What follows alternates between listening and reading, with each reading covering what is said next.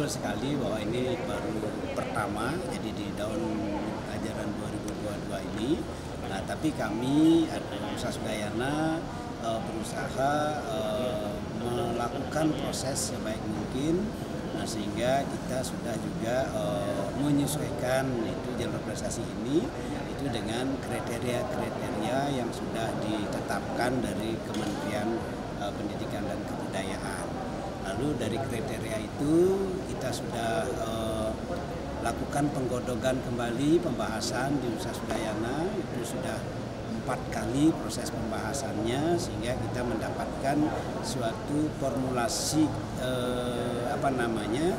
khusus terkait dengan penerimaan mahasiswa baru dari jalur mandiri berprestasi ini, terutama dari bagaimana kita melakukan scoring terhadap prestasi, kemudian bagaimana kita mengklasifikasi prestasi, di mana klasifikasi prestasi kita juga sesuaikan dengan aturan dari kementerian biar tidak menyalahi begitu ya. Itu ada prestasi tingkat internasional, nasional seperti itu, di mana masing-masing itu dibedakan apakah diselenggarakan oleh kementerian atau diselenggarakan oleh pihak lain seperti universitas.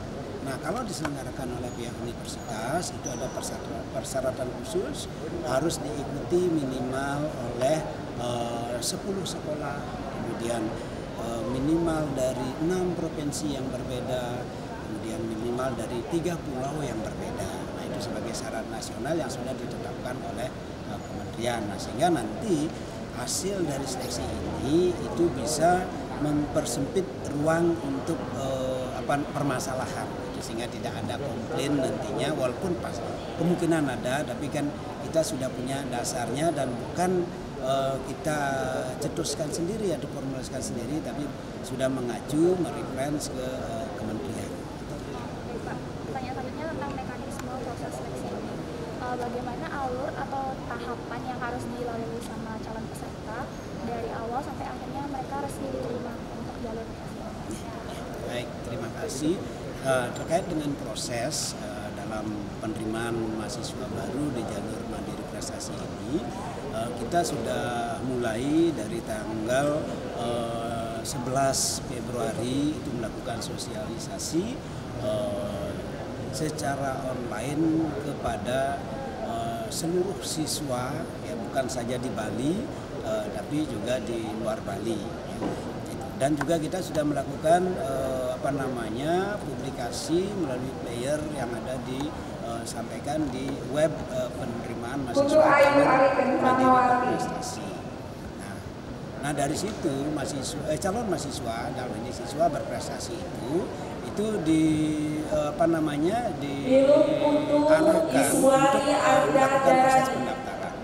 Jadi dari pendaftaran untuk membuat akun, ya, kemudian setelah pendaftaran mereka akan mengisi atau mengupload dokumen-dokumen prestasinya, ya, yang sehari ini itu diverifikasi, dicocokkan melalui wawancara juga, gitu.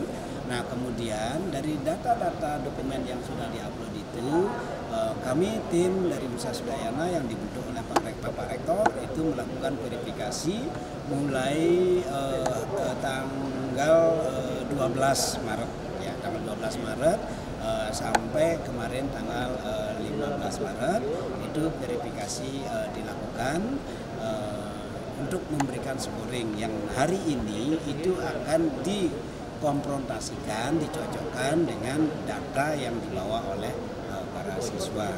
Nah, sehingga scoring itu pun itu sebenarnya sudah sudah dikonfrontasi, artinya siswa sudah tahu sebenarnya, karena pada saat sosialisasi itu pun kita sudah menyampaikan secara transparan bahwa skor dari masing-masing dokumen itu internasional sekian, nasional sekian, mandiri sekian, mereka sudah tahu. Nah, sehingga disinilah mereka di hari ini dan besok mereka itu akan di cross check kebenarannya, validitasnya seperti itu. Terakhir Pak, tentang jumlah pesertanya sendiri itu mencapai berapa pendaftar dan yang datang hari ini itu berapa orang dan dari mana saja? Ya, baik, untuk pendaftaran. Nah ini karena tahun ini adalah baru pertama sehingga mungkin belum banyak siswa yang tahu. Jadi berdasarkan hasil sosialisasi itu ya sangat bersyukur, luar biasa juga. Jadi jumlah pendaftar di jalur mandiri berprestasi itu sebanyak 400 ya. Nah kemudian dari 400 ini sudah barang tentu kita akan harus melalui tahap demi tahap prosesnya. Tahap pertama itu adalah tahap seleksi administrasi, artinya validitas, kelengkapan dari dokumen dan sebagainya. Nah itu setelah diseleksi itu kita mendapatkan data 200 calon itu valid untuk diteruskan. Nah sehingga yang 200 sudah gugur. Jadi dari 200 itulah yang hari ini dan besok itu kita wawancara. Nah, sehingga kita hari ini itu sebanyak 100, besok sebanyak 100. Nah, sehingga totalnya 200 semua terpenuhi. Nah kemudian tanggal 18 itu kita akan adakan rapat penegakan ya sampai sore bersama pimpinan dan Bapak Rektor untuk juga terkait dengan prodinya juga gitu. Nah, sehingga sore atau sampai malam itu sudah bisa kita umumkan ya.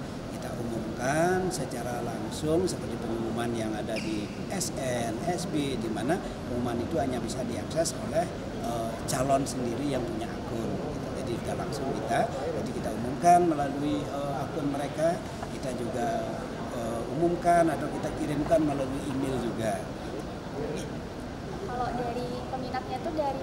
Nah, kalau peminatnya itu memang mayoritas masih ada di Bali. Tapi kalau saya persentase itu 80, sementara ini 80 itu masih ada dari siswa-siswa sekolah yang di Bali. Kemudian 20% itu ada di luar Bali. Terutama yang banyak itu Jawa sampai Banten, DKI. Terus ada juga dari Medan. Kemudian ya kalau di timur ada dari Mataram dan sebagainya ya. Nah cuman memang belum ada yang dari Sulawesi, Kalimantan itu belum ada. Tapi Sumatera sudah, Jawa banyak di situ dan mereka pun sudah mengkonfirmasi hari ini dan atau besok ya mereka sudah siap untuk hadir juga.